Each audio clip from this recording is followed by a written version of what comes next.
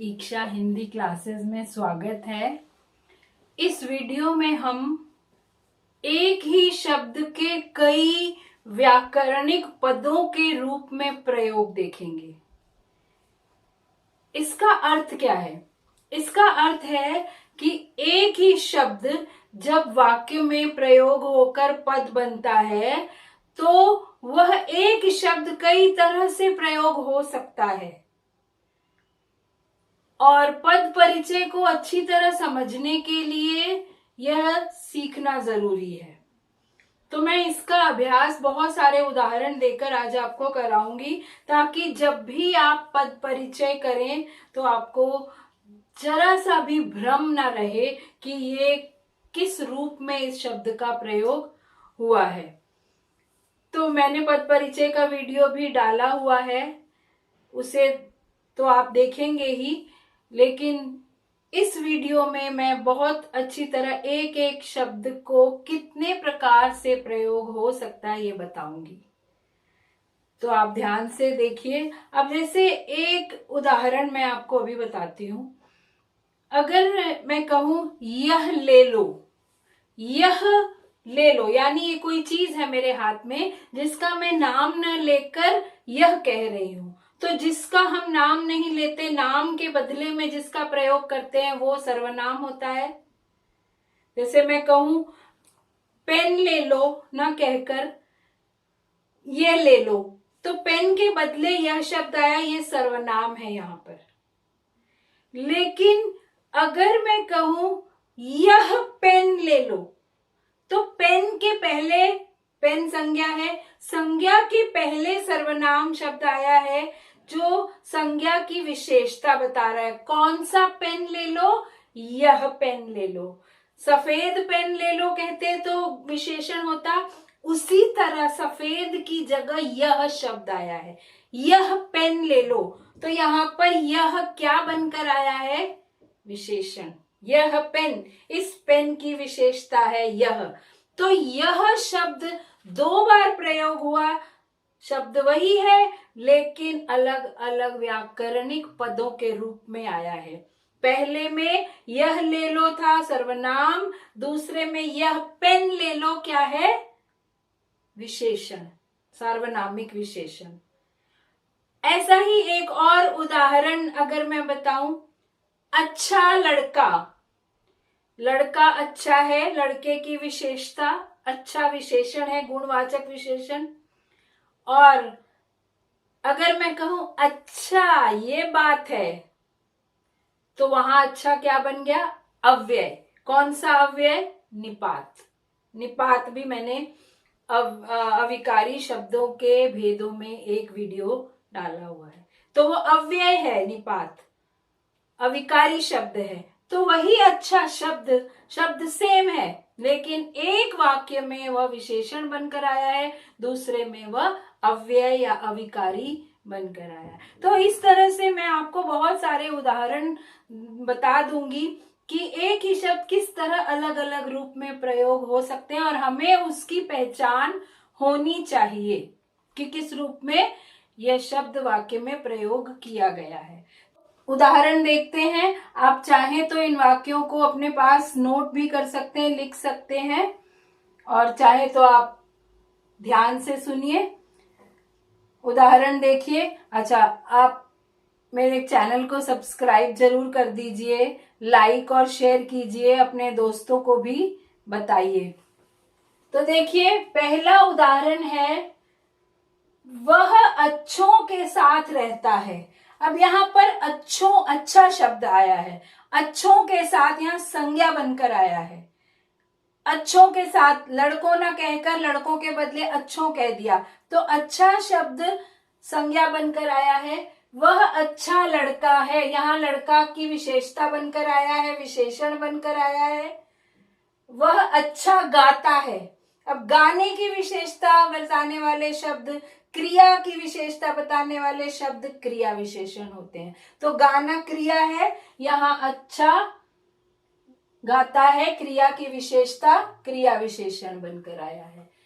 अच्छा कल देखा जाएगा, यहाँ अच्छा निपात अव्यय बनकर आया है। तो एक ही अच्छा शब्द पहले वाक्य में संज्ञा, दूसरे में विशेषण, तीसरे में क्रिया विशेषण, चौथे में अव्यय बनकर आया है। इसी तरह दूसरा शब्द है औरों को, औरों को भी कहने दो। औरों को यहाँ संज्ञा, जैसे अच्छों के साथ ऐसे ही औरों के साथ, औरों यानी दूसरे लोगों को भी कहने दो। तुम तो आ गए, पर और कहाँ है? यहाँ पर किसके लिए आया है? और सर्वनाम के लिए, और संज्ञा के बदले सर्वनाम के लिए। और लोग कहाँ गए? अब यहाँ लोगों की विशेषता बन गई। लोग, कौन से लोग? और लोग। वह पेन, यह पेन जिस तरह यूज हुआ था ऐसे और लोग, तो यहाँ और विशेषण बनकर आया है। राम और श्याम जाते हैं, यहाँ और समुच्चय बोधक बनकर आया है, अविकारी शब्द। फिर तीसरा उदाहरण है एक। एक आता है तो एक जाता है, यहाँ पर संज्ञा के रूप में प्रयोग हुआ है। एक कोई व्यक्ति है, एक व्यक्ति आता है, दूसरा व्यक्ति जाता है, इस तरह से कह रहे हैं। एक आता है तो एक जाता है, यहाँ संज्ञा है। उन लड़कों में से एक भी यहाँ नहीं है, यहाँ सर्वनाम बनकर आया है। एक बात सुनो, बात की विशेषता क्या, कौन सी बात? एक बात। कितनी बात? एक बात, तो यहाँ संख्यावाचक विशेषण, तो यहाँ एक विशेषण बनकर आया है। फिर देखिए, कुछ खड़े हैं कुछ बैठे हैं, यहाँ भी संज्ञा बनकर आया है। यानी कुछ लोग न कहकर कुछ खड़े हैं कुछ बैठे हैं, तो व्यक्ति होंगे, तो ये संज्ञा बनकर आया है। उनमें कुछ समझदार भी हैं, कुछ फिर यहाँ सर्वनाम बनकर आया है। कुछ लोग जा रहे हैं, लोगों की विशेषता कुछ है। अनिश्चय संख्यावाचक विशेषण कुछ विशेषण के रूप में आया है। गलती आपकी है, कुछ मेरी नहीं, यहाँ अविकारी शब्द बनकर आया है, अव्यय पद बनकर आया है।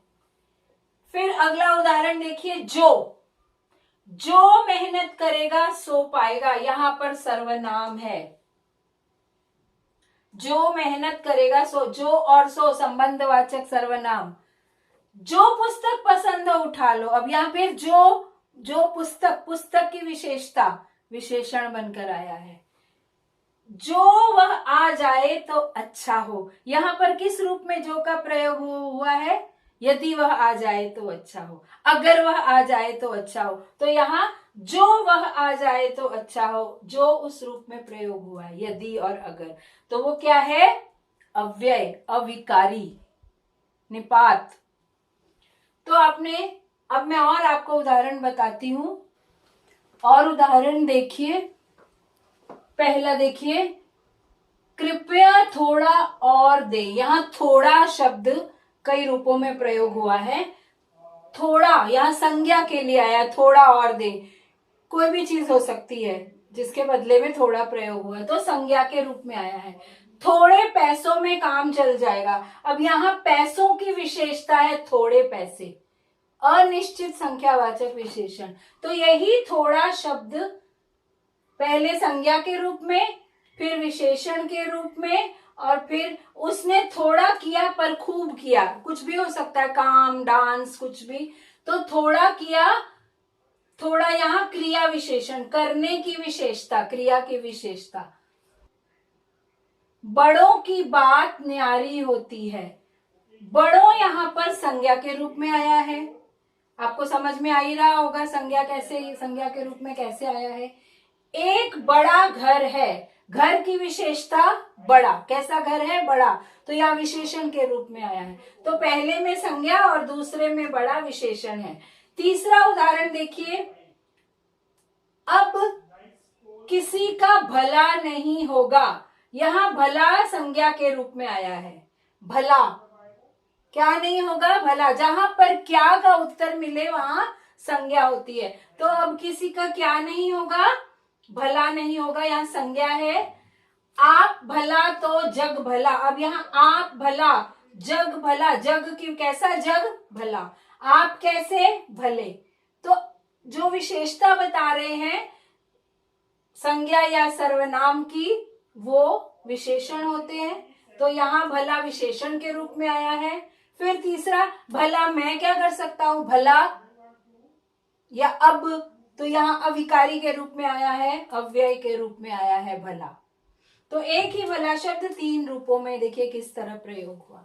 फिर यह बालक सुंदर है, इसमें सुंदर शब्द देखिए, यह बालक की विशेषता सुंदर, विशेषण है, बालक सुंदर है, वह सुंदर लिखता है। अब यहाँ लिखने की विशेषता सुंदर, तो यहाँ विशेषण और यहाँ क्रिया विशेषण, सुंदर शब्द। फिर बुरों से अलग रहो, यहाँ बुरा शब्द आया है, देखिए बुरों से संज्ञा के रूप में प्रयोग हुआ, बुरों से, बुरे लोगों से, अब बुरों के साथ लोगों लगा दिया तो लोगों की विशेषता हो गई, यहाँ विशेषण बन गया।